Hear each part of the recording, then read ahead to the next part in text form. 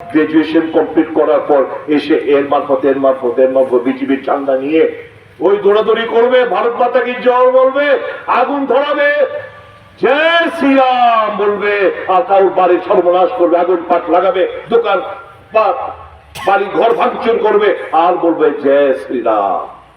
249,000 লক্ষ কোটি টাকা এটা শূন্য দিতে দিতে দিতে দিতে দিতে শূন্য দিতে দিতে ওই সামুল সময়ের বাড়ি অব্দি যাইব গা। শূন্য যদি লাগাইতে থাকে নিহান্তিকা প্রায় 150 কিলোমিটার, ওই 150 মিটার দূরে সামুল সময়ের বাড়ি, এখানে অব্দি শূন্য লাগাইতে যাইব গা। 249,000 লক্ষ কোটি ভারত আমরা ঋণ। পাকিস্তানে বলা হলো 2 अलग सा देश बन गया, अब जिसको जिधर जाना है जाओ।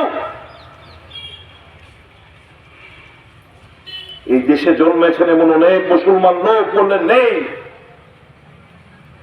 আমরা দেশের মাটি ছেড়ে যাব না, যে গ্রামে যে ইন্ডিয়ান এই ভারতে জন্মগ্রহণ করেছে আমরা এখানে থেকে যাব। আরেকটা অংশ চলে গেলেন পাকিস্তান, পাকিস্তানের থেকে হিন্দুর একটা অংশ চলে এলেন, পাকিস্তানে এখনো হিন্দুর একটা বিরাট অংশ রয়ে গেছে। অপশন ছিল, অপশনাল ছিল, কেউ তাদেরকে তাড়িয়ে যায়নি। দিল্লি গেছেন তো, যদি কেউ দিল্লি গিয়ে থাকেন দেখবেন ইন্ডিয়া গেট, ইন্ডিয়া গেটের মধ্যে প্রায় 92,000 শহীদদের নাম খোদাই করা রয়েছে। 63,000 খুদাইয়ের নাম হচ্ছে মুসলমান সম্প্রদায়ভুক্ত লোকরা, যারা ওই ব্রিটিশদের বিরুদ্ধে লড়াইয়ের জন্য আত্মবলিদান দিয়েছিলেন। এর মধ্যে 63,000, 92,000-এর মধ্যে 63,000-এর নাম ছিল মুসলমান সম্প্রদায়ভুক্ত লোক। তাহলে এদেরকে এখন কি মোহ লাগানো হচ্ছে, কি ভাষা ব্যবহার করছেন প্রধানমন্ত্রী? ज्यादा बच्चा पैदा करने वाला বলছেন তাদের বেশ পোশাক দেখে বোঝা যায় কে কোন ধর্মের। তাদেরকে এরকম ভাবে তুচ্ছ তাচ্ছিল্য করার চেষ্টা হচ্ছে, অর্থাৎ ইতিহাসকে বিকৃত করা। দুটো উদাহরণ দিলাম, দেশ ভাগের উদাহরণ, তাদের মাস্টার মাইন্ড কে আরএসএস এবং হিন্দু মহাসভা আর জিন্না। দোষ এখন কাকে দিচ্ছে? জওহরলাল নেহেরু এবং মহাত্মা গান্ধীকে। অর্থাৎ ইতিহাসকে বিকৃত করার চেষ্টা হচ্ছে, এই কথাটা বোঝানোর জন্য বলছি। আর ওই ভোটের রাজনীতি, মুসলমানদের বিপক্ষে কথা বললে হিন্দুদের ভোটটা আমরা একত্রিত করতে পারবো। আপনারা জানেন ন্যাশনাল চ্যানেলগুলোতে যে ডিবেট হয়, এই ডিবেটের জন্য বিজেপি স্পন্সর করে মোটা টাকা। একটা মৌলবিজ্ঞানকে বসিয়ে দেবে, একটা কট্টর গেরুয়া বস্ত্র পরা একজন কট্টর আর মানে হিন্দুত্ববাদী নেতাকে বসিয়ে দেবে। এইবার অ্যাঙ্কাররা প্রশ্ন করবে, এরকম ভাবে ঝগড়া, সমস্ত কে কি বলবে আগে থেকে প্রান্তে এরকম ভাবে ঝগড়া লাগিয়ে দেয় টিভির পর্দায়। যখন এই সমস্ত কথাবার্তা শুনে স্বাভাবিকভাবেই যারা হিন্দু ধর্মে বিশ্বাসী তাদের ব্লাডটা বয়েল হয়। আচ্ছা এ বাত है, अब सब सबक सिखाएंगे, ভোট आने दो। তখন ভুলে যায়, নকরি কা বাত ভুল जाता है, পানীয় জলের কথা ভুলে যায়, মানুষের দৈনন্দিন কষ্টের কথা ভুলে যায়, ভুলে ওই ধর্মের নামে ভোট করানোর একটা প্রচেষ্টা।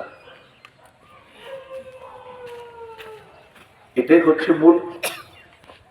এটা নিয়ে দেশের রাজনীতি, এটা নিয়ে ভোটের বাজনা, আর কি? আর গরিব থেকে সারা বছর 5 বছর ধরে চুষবে। ইলেকশনের ঠিক আগ মুহূর্তে ওই বিহারে যেরকম 10,000 টাকা করে অনুদান দিয়েছে মহিলাদের, ত্রিপুরা রাজ্যে দেখবেন এরকম আগামী দিনগুলো হবে। এই টাকাটা চুষছে কি কথা কেন বললাম? এমন এমন জিনিসের দাম বাড়িয়েছে যেটা আগে ইউপিএ জমানায় ছিল না, অর্থাৎ কর বসিয়েছে। জীবনদায়ী ওষুধ, টুথপেস্ট, টুথব্রাশ, চিনি, আটা, ময়দা, চাল, গম, বিস্কিট, যা দৈনন্দিন সাবান, কি লাগে যা যা সামগ্রী, খাওয়ার চপ্পল, ড্রেস, সোয়েটার, মাফলার, কলম, খাতা, বই, সমস্তর উপর জিএসটি ট্যাক্স লাগিয়ে আপনাদের থেকে চুষে চুষে নিচ্ছে। महीने हर चीज पे इनसे पैसा पैसा लूंगा और चुनाव आने से पहले इनको खुश करने के लिए इनसे जो कमाया टैक्स जीएसटी मार्फत, इससे थोड़ा सा पैसा इनको दे देंगे, वे लोग खुश हो जाएंगे, बोलेंगे मोदी जैसा आदमी है नहीं है, हमने देखा नहीं। এই তো করে বেড়াচ্ছে। শিক্ষার দিকে জোর নেই, স্বাস্থ্যের দিকে জোর নেই, ডাক্তারের স্বল্পতা, শিক্ষকের স্বল্পতা, এর উপরে জোর নেই যে সমাজটাকে সুন্দরভাবে আগামী দিন যাতে আমাদের ছাত্র ছাত্রীরা, মেধাবী ছাত্র ছাত্রীদের জন্য শিক্ষার সুযোগ সম্প্রসারণ ঘটিয়ে তাদেরকে এরকম ভাবে তৈরি করি তারা যাতে দেশ থেকে জিততে পারে, সেই ধারণ ধ্যান ধারণার মধ্যে নেই। শুধু grace mark 10 grace mark pass, পাশের পার্সেন্টেজ ঠিক রাখতে হবে। 12-এ কি আসল কি এত না, গ্রেস দাও, গ্রেস দাও, গ্রেস মার্ক দিয়ে পাস, পাশের হাতটা বাড়ানো দেখানো হয়। এমন এখন তো ইউনিভার্সিটি তো গ্রেস মার্ক পাস করেনি, রাস্তার উপর করেছে, ডেকে নিয়ে বললো সবাই পাস, গ্রেস মার্ক দিয়ে পাস করিয়ে দাও। এরাই তো আবার গ্রাজুয়েশন কমপ্লিট করার পর এসে এর মারফত বিজেপির ঝান্ডা নিয়ে ওই দৌড়াদৌড়ি করবে, ভারত মাতা কি জয় বলবে, আগুন ধরাবে, জয় শ্রীরাম বলবে, আর কারোর বাড়ির সর্বনাশ করবে, আগুন পাট লাগাবে, দোকান বাড়ি ঘর ভাঙচুর করবে, আর বলবে জয় শ্রীরাম। ঠাকুরের রামের অবমাননা। হিন্দু ধর্মের ছবিতে কোন জায়গায় সারা দেশ বিদেশে কোন জায়গায় নিয়ে ঠেকাচ্ছে বলুন, বিশ্বাস করুন আপনারা। এরা व्यापारी हिंदू धर्म को बेचता है, बेच रहा है ये लोग, ये व्यापारी है। কোথাও কোন মানুষ আছে কৃষক, কিষান এই বিল 3টে কালো আইনের বিরুদ্ধে 700-র মতো কিষান আত্মহত্যা করেছে। বলে কি জানেন, ये आतंकवाद है। किसान जो हमारे अन्नदाता এদেরকে বলা হয় বিজেপির তরফ থেকে, ये आतंकी है, ये आतंकवाद है।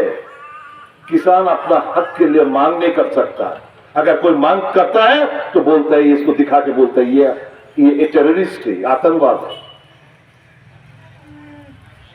কোশ্চেন লিক হয় সারা দেশ জুড়ে,